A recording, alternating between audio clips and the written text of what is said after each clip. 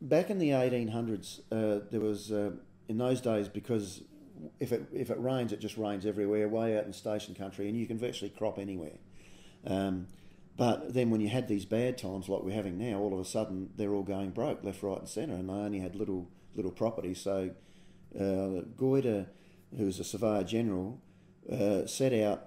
And going by the vegetation, the change of the vegetation, which would have long term adapted to the rainfall that had happened, he determined which the more reliable cropping country was, and then outside that, the pastoral country, which shouldn't really be considered reliable cropping country. And in the past, especially when things are a bit tough like now, that line really shows out.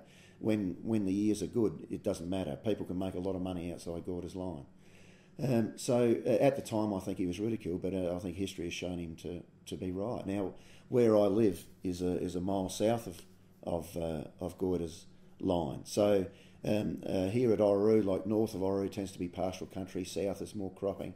So being right on Goyder's line, we're very sensitive to any sort of climate change scenario because that'll have a big impact on our district and farmers and. Yeah, so I think that I think Goyder's line tends to be a uniquely South Australian thing, and people outside haven't heard about it. But no, I think it's especially here. I think over in Eyre Peninsula, I think it was less accurate because it was a bit hard there to tell the vegetation apart. But here, where you can have such stark differences in rainfall within a relatively short distance, it does actually show up pretty well. You can see the changes in vegetation very,